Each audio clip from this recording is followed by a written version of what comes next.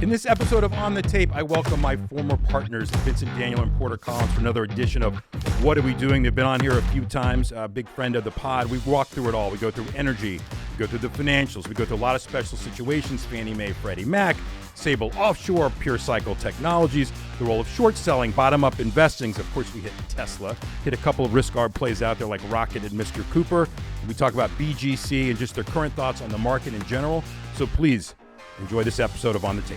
We have another edition of What Are We Doing? Since the relaunch of On the Tape, this is your fourth time, once with Carter Worth, with Bourbon and Charts. Yep. Now this is the third time you guys have come on. You were on May 14th. Guys, thanks for coming in. Thanks for having us. You enjoying the weather, Porter? Straight from Texas. Yeah, it's great here. It's hotter here than it is in Texas. So. All right, so the market's hot. Let's start with that. Market's hot. Give me guys your current thoughts. I know you're not trafficking in the S&P 500, but a lot's gone on the macro that you have to pay attention to that makes you decide how to look at the micro. So, Porter, maybe start with you, your thoughts on the market here, and does it really matter, the S&P 500 at this point? I mean, I have to say I'm a little jacked up these days. It's the level of volatility, noise, everything is at 11 right now. And so when the volume's at 11, I like to turn it down and step back for a moment because I honestly can't process everything that's going on politically, market-wise, everything. And so I think that's most people do. It's too much. We said it about Trump, right? The make volatility great again. We forgot how much vol he brought to everything. So this is Spinal Tap, put it on 11 type of market, right? Yes. And so I feel like nobody knows what to do, right? And if you look at the leverage from hedge funds, the nets are high or nets are low, but the leverage is starting to creep up again. And we're sitting here saying, okay, let's dial it back to things we know, things we understand, and things we can make money. And so that's kind of what we're trying to do. There's too much to take in, too much noise. And so I'm just trying to turn it down at this point. Vincent, to you. We walked in with two big themes walking into the year. One, Porter touched on, which was volatility. The second one, which is Trump, is the straw that stirs the drink. And for the most part, and we could talk about the Fed later, I know we'll probably talk into it, that hasn't changed, right? So in all this noise, I found myself last night, sadly, on X, determining whether we're going to have a ceasefire as bombs were going off all over the place and futures were moving. And I said, wait a second, time out. Let's get back to what we feel the most confident about in terms of what's coming next. And that's what we try to build our portfolio on is what do we feel most probable about? And look, the thing that has been the most probable this year, by far than anything else, if you went long grift, you have made a bloody fortune. And the more freakish the grift, the more you made money. We're not really grift people, but we were very cognizant of the fact that was going to be front and center in the Trump administration. You weren't in the Justin Sun deal recently? I was not in the Justin SRM Entertainment? No. It's crazy. It's entertainment. So just for instance, so we know what's going on in the Middle East. It's been going on for years. Obviously, it got pretty intense the last few days. We've all been tracking oil outside of the tensions in the Middle East for a long time. That's a big input into energy. Stocks, obviously, oil shot from 65 to 80. It's amazing how efficient the market is and how the oil market is probably the one that knows the most about what's actually really happening, and it came in before anything else had happened. So we're back to 65 again. To me, with an energy, nothing's changed in terms of the stuff that you're looking at within the U.S., right, in the onshore and the offshore. And I caveat that by saying I think that oil prices moving up like they just did gave a re-underwriting moment potentially for the sector to a degree to say, hold on a second, I don't know any of this, these portfolio managers. So I feel like we're not going to pull back as much as oil has, much as the stocks have run. Do you agree with that? Yeah. Listen, I think on the last podcast we talked about we had a big energy exposure. Part of it's driven by our Sable Offshore position, and we have a bunch of positions around it. I wish I was smart enough to sell more. Vin and I actually talked on Sunday morning, and we were like, I think we might have a window where we can monetize some of this stuff. But you tacoed. Not our. Instead. No, well, yeah. Yeah. Yeah. Yeah. So anyway, it happened so quick, and I think Vinny and I rightly assumed that the government was, they can't. They did this most coordinated assault ever, planes in, planes out, and they were just going to let oil free flow to the markets. Like let's have free markets handle oil. No, they were selling the crap out of oil futures.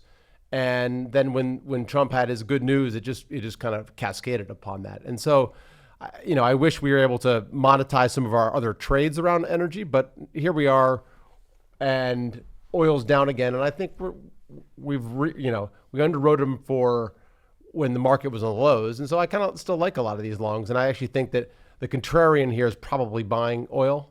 Well, Sable Offshore is a special sit. Yes. Really has nothing to do. I mean, yes, of course, that has to do with the price of oil. And we really prefer idiosyncratic names within underlying themes like oil. But let's talk about energy for a second, because I think there's a more probable, definitive investment that's out there in energy, and that's uranium. Now, why do I say that? One, Trump the other day basically tweeted or truth socialed out, I want oil down, get oil down, sell it, right? And sure as shit. And don't you dare, if you're an oil company, Correct. try to raise prices. Sure as shit. That happened. Okay, so it's really difficult to actually own oil because you're going against the grain. The straw that stirs the drink does not want it up. I'm not saying it can't go up, but he's going to be out there every day if oil goes up $5. Just like kind of like shorting markets when Trump says buy the market. It's kind of hard to, Correctly. But you'll still try. Yeah, go ahead. We are what we are, right? But there is an energy source that he does believe in. He has created executive orders. He has wanted to increase production in the U.S., and that's uranium. So, in my opinion, that's the easier investment. And quite frankly, that's the investment I believe in, because the supply-demand dynamics in uranium are extremely favorable.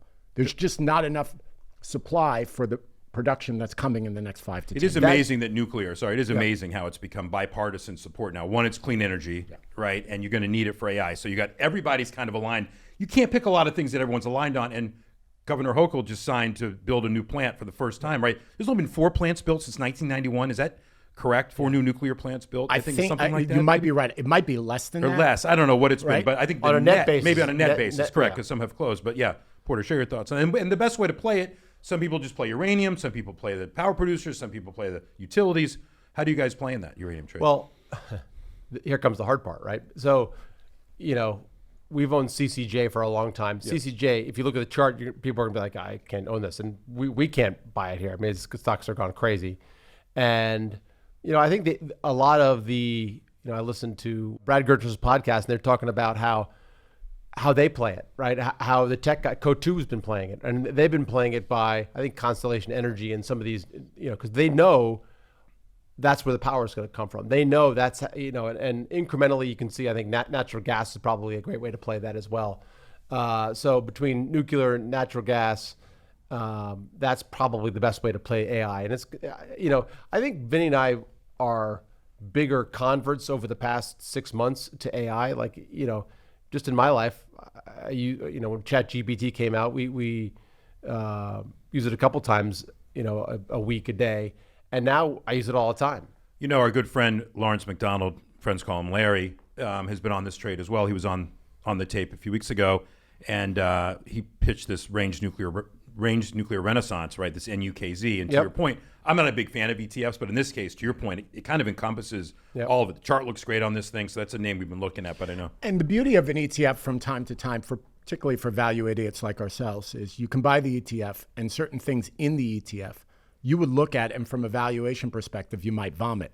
But because you bought the ETF, you don't think about it as much. So you have and I agree with Larry on that point, you have the underlying theme, but maybe some of the names in that theme, and I'm thinking like Oklo or OKLO. There's a new one coming public. There's a new one coming public, and SMR. I'm probably not going to buy them. But if you have the underlying theme, and by the way, because those names capture the retail total addressable market, they don't go after our SMID cap mining names. They go after these names.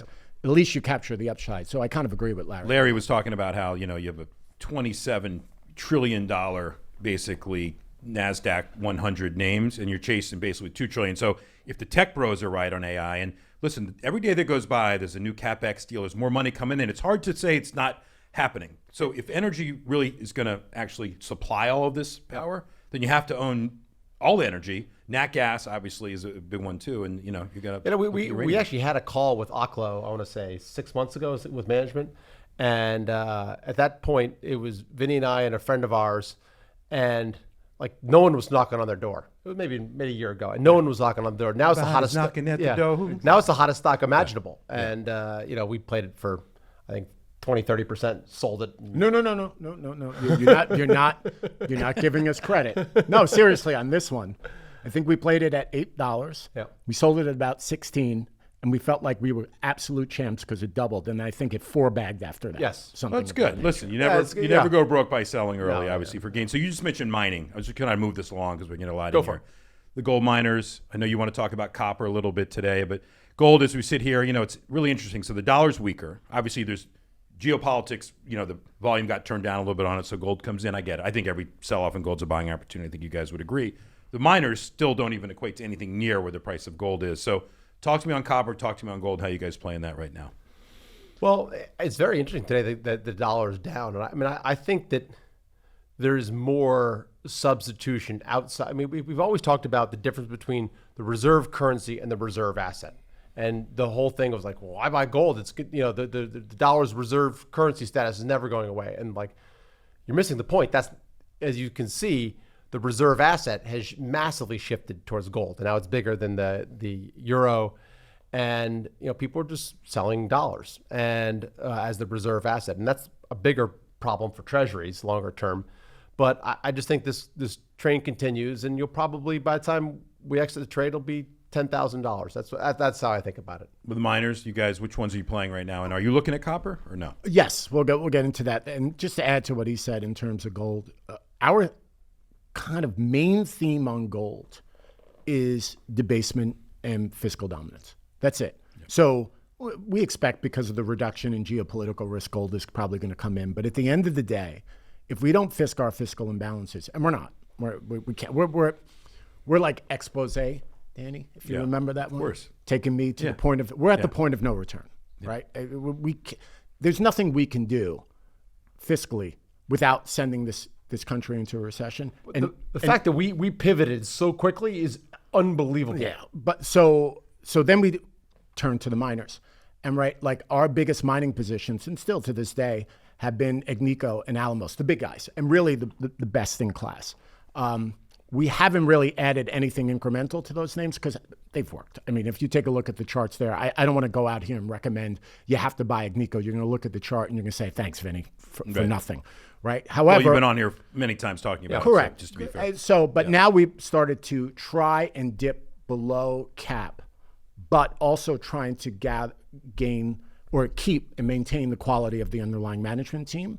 And there, like a lot of the stuff we do, when we don't know, we outsource it to our best friends and ask, and then we start the process there.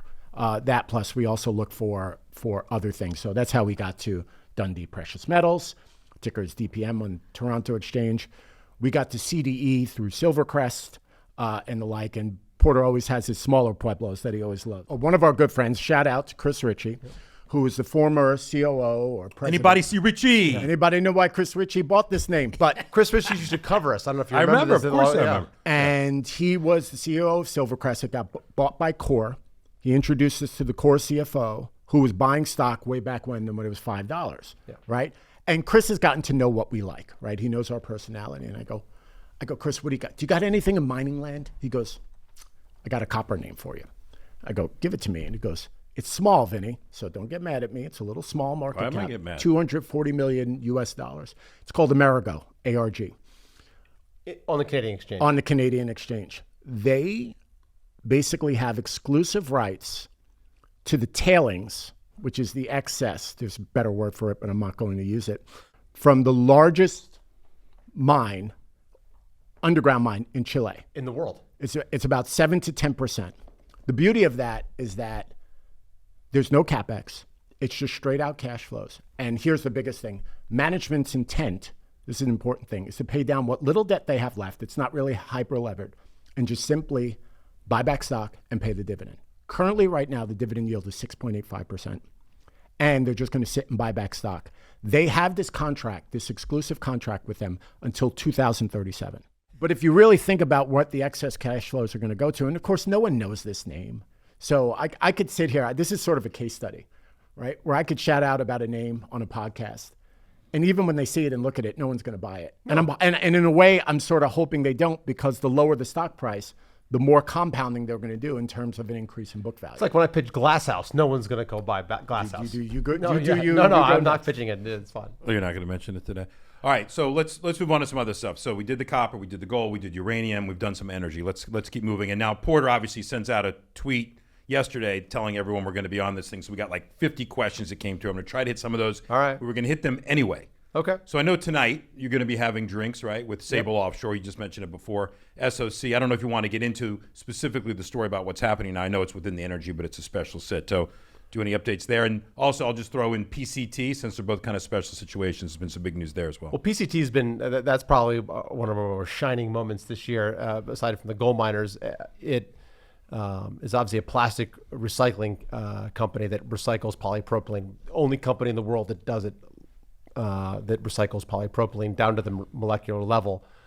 And that program didn't get canceled somehow? No. I just want to make sure. No, okay. we're good. Okay. And so just recently they announced that they've... This is Pure Cycle Technology. Yes, Pure Cycle. Yeah. Just recently they did a... Denny's least favorite word, a capital raise. Yeah, but with the two people involved, one's my hero, the other one's a good friend. So to me, that validates... Stan Druckenmiller, your good friend? Stan Druckenmiller is one of my heroes. Rob Poley's a good friend at Samlin Capital. Right. Sorry. So yes, when those two brains are together in the same thing, that's not something I'd want to have a short interest of 30% on. I don't understand why the short interest is still 30%. Anyway, they announced that they're doing this $300 million CapEx program to build out a factory in Augusta, Georgia, in Antwerp, and in Thailand. And so, it's one of these companies. It's a one-of-one company that we're involved in very few growth stories. This is one of our few growth stories, and they're doing. They can produce right now something like 100 million pounds, and this new CapEx program is going to build it out to 1 billion pounds of recycled plastic, right? And what does that equate to into earnings or EBITDA? It equates to, according to them in their presentation, 600 million of EBITDA by 2030. That's not that long off. And by the way, you've played Augusta, because we know where his connections are right now. We haven't played Augusta. I've been to Augusta. Do you think that if I buy some shares, I could possibly get an invite to Augusta? Or better yet, is Vinny even going to get the look to play Augusta? Zero chance. Zero. Lutarski. Less than zero. Lutarski. All right. So But by the way, like if you think about a Lay's potato chip bag, that's plastic, right? That's from petroleum. You could see a world where just a lot of this stuff, candy wrappers, yogurt films, all this stuff is recycled plastic. And right now, there's just very little of it. By the way, I wasn't kidding when I said, is there anything that's going to get canceled by the U.S. government where there's no more, any type of this stuff that's going to happen on it? The good news is this is a U.S.-based manufacturer. So they are at least... That's a good point. There you go. In many respects, it is probably right that this would have done better, at least initially, under Kamala Harris. But it is a U.S.-based manufacturer. So I think that's meaningful. Listen, I am an environmentalist at heart. I want to see more of this stuff recycled and put into good use. Do your friends in Texas know that you're an environmentalist? Yeah, I know you keep certain things from them. You do. All right, do you want to hit on Sable Offshore? Just a couple of things. Give us a current, because that's another special situation, obviously. It's one of our favorite positions, and it's this... I just want to be clear. You're an environmentalist on PCT, yet drill, baby, drill off the coast of Santa Barbara. No, I just want to make sure that I got this correct. That I'm consistency, as Steve says, consistency is a bugaboo of the weak-minded. All right, go ahead. That's right. All right, yeah. And so, they had this platform in federal waters off the coast of California, and Exxon, going back a decade ago, had a spill. The CEO, Jim Flores, buys it from him in a SPAC, four-letter word, and in the thought process that they can independently get it back up to speed, get the pipelines, everything going. And they've done a great job of they've fixed all the pipelines, everything's done. And the problem now is, a problem all along has been fighting with the California Coastal Commission and the Environmental Defense Fund, so everyone in California hates them. Oprah, who else? Elaine Seinfeld. Elaine from Seinfeld. Julie Louis-Dreyfus. Jane Fonda. They've all come out against Sable Offshore and everything like that. They've recently lost two lawsuits. One was, I'll keep it short. One was the California Coastal Commission to Sable, and they got a preliminary injunction against them. And the second one was the Environmental Defense Fund against their primary regulator, which is the fire marshal.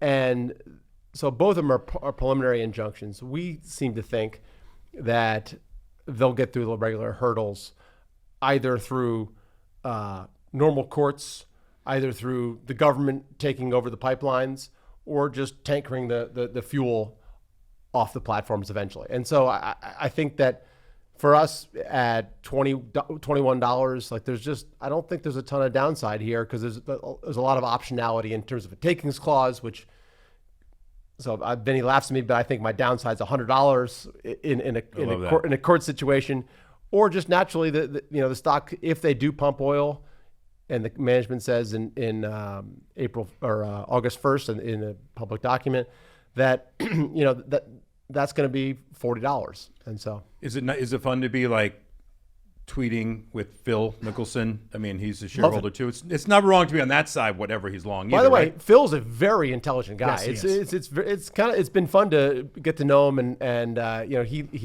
he knows the CEO Jim from a board he's on together, and he just loves the asset, and so It actually makes me angry, and you'll get this, I love it. because His lefty swing is better than ours? a little bit. Yeah. Has his short game just a pretty touch, good? a little bit. Oh, it's just his long game that we're talking about. And he can talk stocks like we can. he can. So like imagine being able to talk stocks like we can, whether we're right or wrong, and then all of a sudden just rip it 300 down the fairway. Yeah. All right. He's amazingly intellectual and competent about the whole thing. No, he's a it's smart great. guy for sure. All right. Fannie and Freddie. Let's just keep moving around. These are all kind of special sits. You guys are still long the preferreds, I assume, but Absolutely. and the common, no. Common a little bit, but it's more of a All right, speculative Vinny, thing. give us the. So it just comes down to, again, follow what Trump wants, right? And some of this stuff takes time. He has mentioned and referenced that he would like the GSEs to come out of conservatorship. They now are starting to get to capital levels where it's possible, which way back when in 2016, that wasn't the case. They made Bill Pulte head of the FHFA. And more importantly, one of Eric Trump's friends was put on the board of Fannie Mae. So again, That's the tell. Follow right the there. grift. follow the grift. Just Yeah. follow the grift. Yeah. And now follow the grift combined with the fact, this is probably the most important part, is this is a way to monetize the U.S. government's balance sheet in the form of that is residing in either warrants, equity, or senior prefs. And we all know this country needs a heck of a lot of cash to pay for all the crap that we have. This is one of the means to do it. I want to say this one more time for Yes. people that are out there. So the preferreds, par is 25. The preferred, Correct. Fannie Mae preferreds are trading around 14.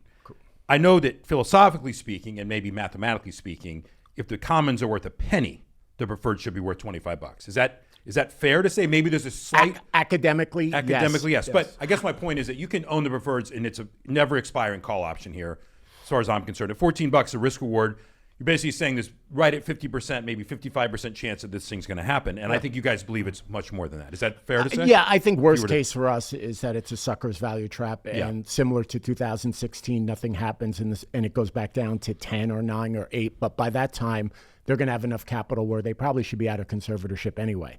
And to be fair, we're sucker value investors anyway. So we own a lot of, most people will look at value traps and say, oh, I don't think it's worth a lot. But the way we underwrite stuff is that when we originally bought the Fannie Mae preferreds, it was a lot lower. And we didn't think there was much downside, but a lot of upside, right? And we put together a portfolio, a lot of stocks that very little downside. We think underwriting to a strong balance sheet, nice fundamentals. So little downside, big upside. So let's talk about that, because one of the other questions we got on Twitter was obviously, what do you think about fundamental bottom-up investing, which is really what you guys have been doing. And on the flip side of that is what do you think is short selling. We're going to get into some of those, obviously, shorts now, but you guys do bottom-up work. Sometimes it takes a while for anyone else to notice, right, because they're not covered by any analysts. Everyone's focused on the top 50 names that are kind of out there. So your patience level of the process of discovering a name, working on the name, speaking with management, right, and getting to know, and then talking to other investors that might be like-minded. Talk me through that a little bit about maybe give me an example of a recent name. You just mentioned copper, the copper mine is a name, but there's other examples maybe of how you guys, kind of perform your process. And I'll just say this, that the opportunity set with, I'm not saying how bad research is on Wall Street, but how compromised it really is. 75% are buys, 20% are holds, and 5% are sells. We understand that game. But therein lies the opportunity, right, for names that aren't trafficked. I mean, I'll touch the shorting part. Shorting is very difficult, right? I mean, the funny thing is, Vinny and I have actually had one short file bankruptcy this year, which was I won't talk about it, but those are nice, right? Those are right. And so that does happen, and we like to short really broken. Sometimes the smaller cap companies, they don't get the same lifeline that larger caps do, and so when things really go down or the debt's too much, that's where we really like to find our sweet spot. I just think if you're a normal course hedge fund, they're not looking for necessarily zeros. They're looking for, hey, how can I hedge my book? How can I go down 20%? Or how can I, create noise to have the stock go down and all that kind of stuff. We don't really do that. We just look for broken business. We keep it simple, right? Everything we do, try to keep simple. I would just say on the long side, we speak about this ad nauseum. You had Mike Green on talk about the impact passives and target date funds have had on it. And I really am a big believer of his analysis. And as a result of his analysis, as well as what we see in the big, large hedge funds, I call them vol targeting funds, the market's different, right? It just is. So the majority of the market that we're looking at, I don't even really think about, what do you think about the market? I kind of laugh. Tom Petty. And basically I was going to give a quote from Tom Petty, which is, sorry, Danny, but the good old days may not return. Right. And the rocks might melt and the sea may burn. I think it's truly this time is different. And the analysis... Oh, this is... What? Yeah. No. It's learning to fly, learning to buy. But ain't got wings. Ain't got wings. Right. So, learning to buy. Right. But ain't got the wings. Coming in short is the hardest thing. And so the analysis you do... Good, Danny. Thanks. Yeah. The analysis you do on those names that are impacted by those dynamics is less useful. I won't say useless. Less useful than where we play. Now, where we play, there are no fucking flows, right? Yeah. There's no one there. So you have to do a lot of work. Oh, wait, that's the case in emerging markets and, everywhere. Like anywhere besides the S&P 500, that they get all the flows. So I could hear someone in the back, which is probably Dan Nathan, saying, well, why the hell do you do this? Right. Right. And the reality is, the reason why we do it is because we see tremendous outsized opportunities doing it this way. And we also kind of like to live uncomfortable lives. And we don't mind doing it. So in that regard, we just feel so long as we're good at this, as long as we continue to do well at this, that's where we think the opportunities lie. It's tough. Shit takes time. You need duration. But the opportunity set is plentiful. And then you have to really, as Porter said, and it's one of the issues we have, is avoiding the value traps. That's the important thing, because we know stocks can sit there, no matter how cheap they are. They could sit there for 4 or 5 years and not do anything. So let's talk about one of those shorts that's currently in the news. It's in the news every day. We don't talk about it every time you come on, to be fair, but we didn't talk about it last time. Tesla, which I know it's down a little bit today. It's obviously run up on the launching in Austin of the robo-taxis, whatever. What are you guys currently doing in it? I know you're never going to be big on the short side just because you just can't, because it doesn't trade on fundamentals, but that's part of the other problem is shorting stocks that don't trade on fundamentals. It's not a stock. It's a meme coin. It doesn't trade on fundamentals. Like the car business is awful. The robo-taxi business is terrible. It doesn't exist, actually. And so there's no fundamentals. So what do you think it is out there? Who's buying the stock then? I mean, obviously we have daily call option buying. I'm not, honestly, it's not a rhetorical. I'm just literally saying, who in their right mind is just getting swept up in the ETFs and the Qs and the SPYs, and it just goes up because of that? Because for that stock to have been up yesterday on a horrible launch, awesome. Like, listen, you can play behavioral finance 101. You can do a lot of stuff. None of it really makes sense. Danny, my people don't do therapy. Yeah, right. Well, you kill people if they do that. Yeah. Yesterday, I needed a therapy session. Yeah. Right. Was it yesterday? It was yesterday. Yeah. So what? How do I fix that, Vinny? What? He shorted some. Right. Right. So he knows. Vinny was Apple Play. Yeah. And it takes a lot for Vinny to get Our friend Eric and Vinny are sitting there talking, and they're like, I don't understand what's going on here. Like, it makes no sense. Yeah. This was supposed. So the only way we deducted it. So you asked to answer your question. Obviously, retail. There's a big retail name, and retail doesn't really have valuation as a factor in their analysis as much as we do, right? But I think there's something more. I do. I think there are quants that have figured this, that have figured out and Factors? jimmied the options market, Yeah. knowing that they could take advantage of Panic. brokers, and that they need to true up their books. And as a result, this, as Porter says, is really not a fundamental stock, which is sad because it's probably the best fundamental short in the game right now. I think like most of that move yesterday was in 15 minutes, and it was all like option related. You know what's amazing is that when I read the analyst reports that are, bullish on it and so forth, they're not really point out. So they point out what Tesla's doing. Never do you hear about, you hear about Waymo, but you never hear of this company Wayve, which is already in cities deploying. It's invested by NVIDIA's in there, Uber's, and all these people are, investors in this name. Yet here it comes, and it's a better technology, and it works. Danny, this now you doesn't get even me work. You get me angry again. Yeah. There was also a law passed in Texas, which is going to prohibit the use of robotaxis if they're not level 4 or level 5, which was passed. So here we are sitting. We're short Tesla. Here we are sitting there thinking we're not short a lot of Tesla, Right. But it's more sport. At this but it's point. more sport, and we were praying to get paid, right? Thinking we were going to get paid, and it actually does the exact opposite. And you that was the perfect. And by the way, That's why you don't short stocks, by the way. this is why you don't stocks. And people could say, no, Vinny, you missed it. The robotaxi thing was a success. If the robotaxi thing was a success, Uber would have been down. It was not down. It was up. Right. So as a result, I think this is just more the market structure, and you have to respect it. And then it's just the cult of Elon, right? And people convinced that he's a genius, convinced he can do no wrong. I think he made a big error what he did with Trump. He even admitted he had made an error. So we'll see. All right, let's shift now back to the macro a little bit before I go to some more names and just the Federal Reserve in general, Treasury, Vincent, stuff that's going on there. And I also, Vinny, obviously want to get to the stablecoin market since you've covered Visa and MasterCard your entire career, and that's the flavor. But let's start with the kind of the Fed here. Porter, you and I were going at it a little bit on Twitter yesterday. Yeah. Kalshi's odds, 14% that Powell doesn't make it to the end of 2025. Forget his term, which is May 2026. I love. We're going to wager here. $1.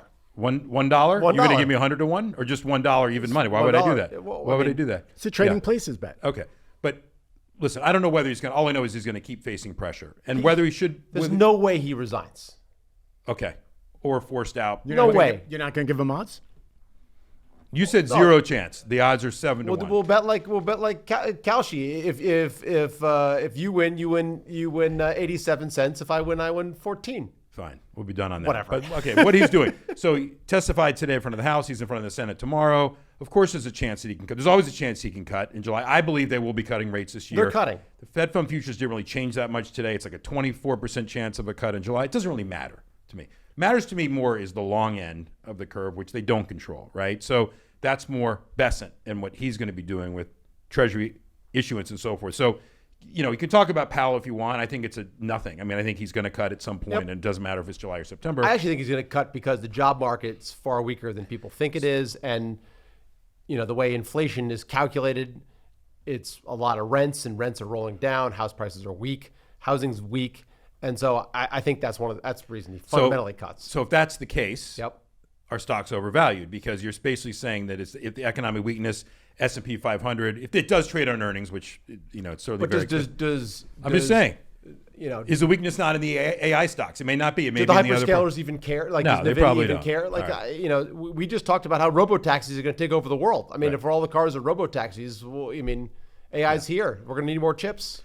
Vinny, thoughts? Vincent, Treasury, what he has to do, what's in front of him, and then also we'll roll that into stablecoins and the use of treasuries to back these coins. So. Well, I think we're going to get a big old bag of tricks from Treasury Secretary Vincent in terms of, because we always ask the question like who's going to buy all this debt, right? Because it's coming, and if we have to raise the debt ceiling if we're going to pass this big beautiful bill, which we did not talk about, but we're going to have to raise this. Well, debt that's part ceiling. of the bill. So yeah. And once you raise it, there's going to be issuance. right? We haven't had net issuance, and once you do that, there's going to be pressure on rates, and people need to buy it. So I think Besant's trying to figure out a bunch of ways and means for people to buy it. One is the SLR, which they're going to need more than the SLR for the banks to buy it. This other thing is this neat little concept called stablecoin, right? Which is this alternative new payment system. Yeah, it actually is. It's not a Ponzi. It's not a Ponzi as much as it is. It's a fixed currency peg. Yeah, that's exactly what it is, right?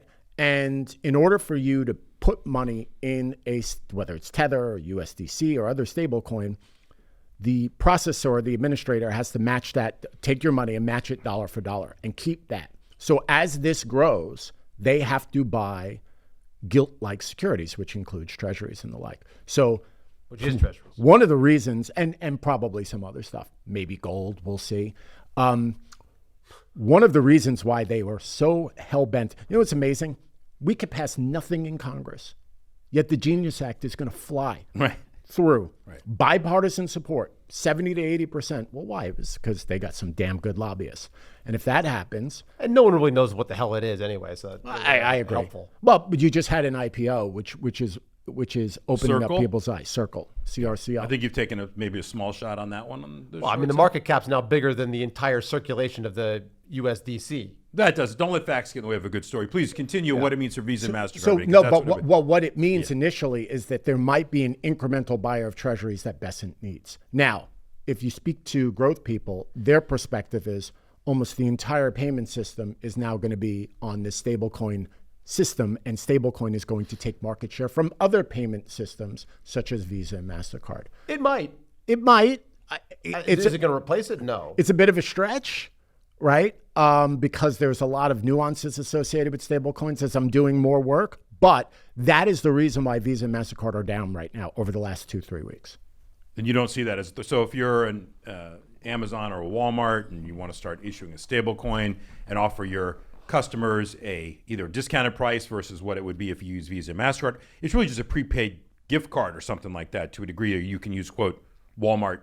I don't even know, but I'm just saying, like, I just can't believe that we've gone in 4 or 5 years from Tether being a complete unverified thing. I won't Which make it was. claims. It was.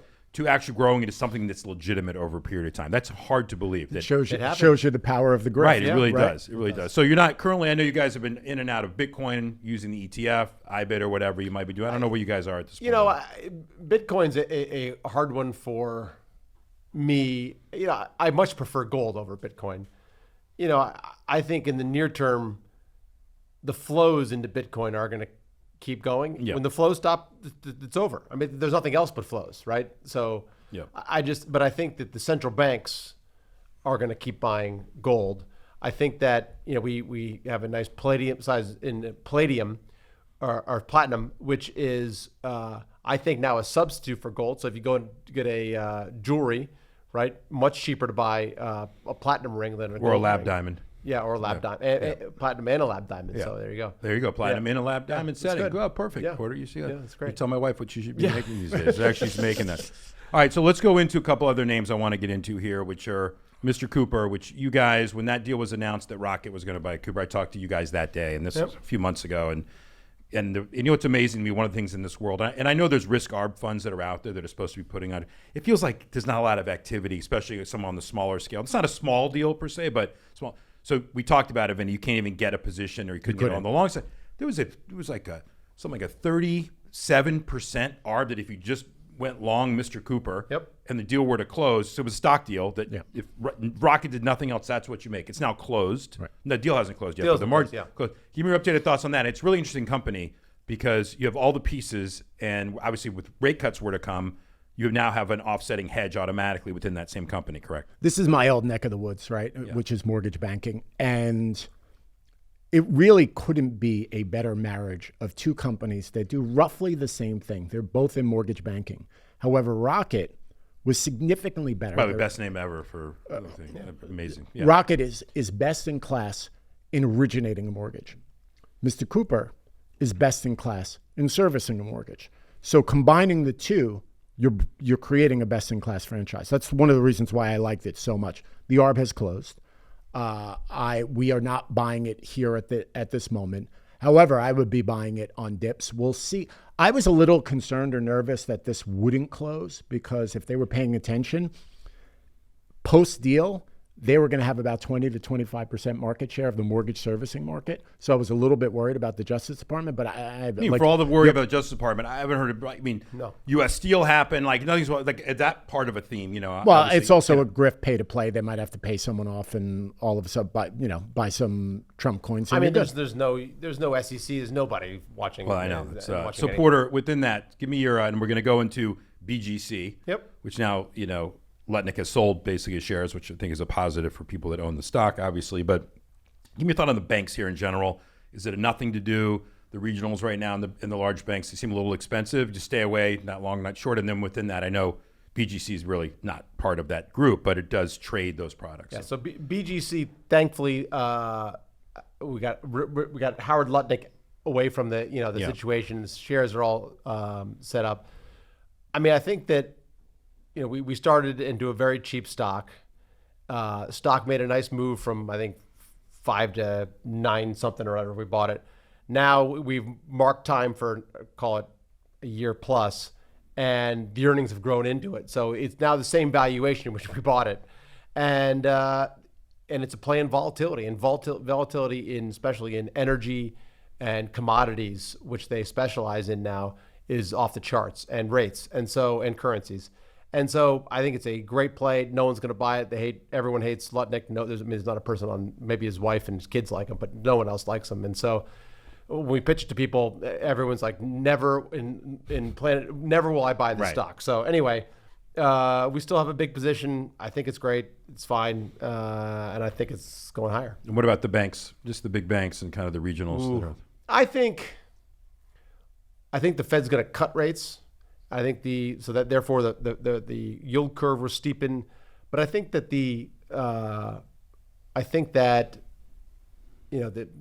asset sensitive, most of these banks, and so they do better when yields are higher. So I think I have no real thoughts on them here. They're sort of yes or no. I think one of the more interesting things to me is the student loan repayments within finance is the student loan repayments. It's just restarted. Restarted, and see how that affects the economy. I think it actually is a big deal because they're talking about garnishing wages for people who don't pay back the student loans. And it's been a massive stimulus for all these kids these people who didn't have to pay student loans. And so I think that's the bigger story here, and we'll see how that works. For the first time in a while, I have a little bit of a top-down concern.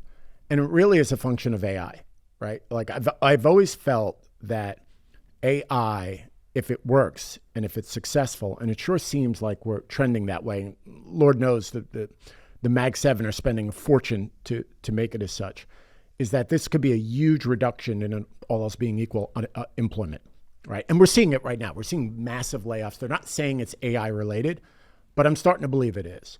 And when you talk to bulls, they acknowledge that, but they say on the back end there's going to be all these new industries created. I think in the near term though, they're going to cut a lot of jobs. You just don't need to add jobs like you needed to before. I just don't know if you can make up that differential. Maybe that's why. Maybe we're too bearish. So like understanding your natural tendencies of being bearish, but that's a lot of fucking jobs to make up.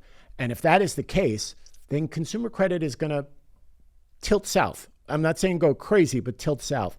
I think you might see it instead, and that combined with student loan repayments and the like. We don't have many positions on the short side in terms of consumer credit, but I'm not bullish. Well, if you look at a firm in the buy now, pay later for the first time, right, you're going to have the credit rating companies now start to look at it, and they're going to put it in buckets.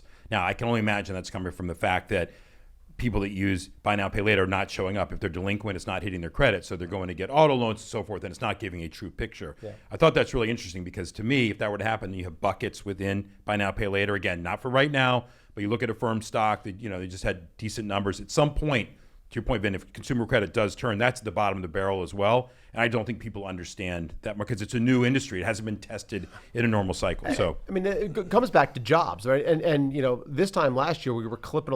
I'll use ADP because the government payrolls are stupid. They don't make any sense, right? So we're clipping along, and I think it was 200,000 jobs a month. We're now down to adding 40,000 jobs a month on ADP payrolls, and if that flattens out or goes negative, I think it's problematic, right? And so that's kind of one of my views that the Fed might cut here, right? Just because the labor market's weaker than people kind of give it credit for. Everyone's like, yeah, economy's fine, but like underneath it, you've seen the slowdown, right? And also immigration slowdowns is a big deal. Population growth just basically goes to zero. We've had job openings go down and job demand, because you've had the whole fraction move down together, and at some point, you're right, numerator denominator start to mismatch. It could really turn rather quickly. And in general, you're not seeing it completely yet in consumer credit. Just to No, say, you're right. You're actually auto loans have actually been improving. Credit card loan Cap credit looks quality, good. Yeah. it all looks good. Student lending, not so much. Yeah. But it's more of a okay. How good can this get if we don't get a cut in rates, which we might, combined with the fact that I think employment is not trending as favorably as it was 6 months ago. The other thing is that the housing market stinks. Yeah. It's terrible. No, and that's another interesting. So we'll close with this because I know we can get you guys out of here. But people believe, and I do this, that there's a lot of pent up demand for HELOCs, and people can access equity in their homes. Maybe more on the higher end, obviously, than the lower end is going to be. But there is, people's belief would be, and you saw housing react just to Fed funds. It's trading with KBH did not have a good quarter, but no one expected them to, right, within housing. So that's going to be a really interesting sector to me. That But if you just do nothing's moving. But if you get an economic downturn with rates moving lower, what does housing do, right? That's my point. It's going to be really, and this is why you guys do what you do. That's why you get Ivy Zellman on to Exactly. ask those She's questions. been on. She'll be back on. Well, guys, listen. I think we're at an inflection point. We may have said that a couple times, but a lot of things. But we are at an inflection point for things boiling up. Whether it's credit, whether it's stock, but whatever. It didn't go on for a long period of time, Tom Petty style, as we just said. So really, but if you've seen like the market's back basically. I'm looking at the chart right now, but basically back to an all-time high. Oh yeah, with the 1%. And so, do I want to go out and do I feel hunky dory and go out and buy stocks right now? No, I don't. And so, maybe the Fed will cut and that'll give another push to things higher. But the stuff you're doing, you don't have to. You No, have to I don't worry care. about it. I don't- Right. But it does impact the macro names like a Tesla. If you're short or whatever it might be, it'll swoon down. It could be the leader of what it does. So it's really interesting to watch. And every day that goes by and every year that goes by that you guys have been on, the next generation of traders is behind us. They don't know the GFC, what we saw. And we had lunch today, and I said, you can't unsee what we saw. So we know what can go wrong. And this whole market to me about is what can go right. And God bless the optimists and the people that are out there and that are buying stocks here. And so until proven wrong and the flows change, passive wins the day, flows win the day. That's just what it is. The dip buyer has been proven right every single time for the past 15 years. I mean, like, look at this most recent thing. Like, if Trump had kind of didn't taco himself, stock market would be down a lot more, but everyone kept buying. But listen, and we joke about Powell, not joking because it's a serious issue. He has 8 meetings left total, less, after the next one. And so at some point he won't even matter. So what will happen will be late in the fall, early winter, we'll start thinking about a very dovish Fed. And whether that's good or bad for the long rates, no one's going to care short term. QE5, here we come. I'll let you have the bet now. No, I'm not. You said 0. I just said it wasn't 0. All right. Love you guys. Thanks for coming on the tape. Thanks for having us. Yeah.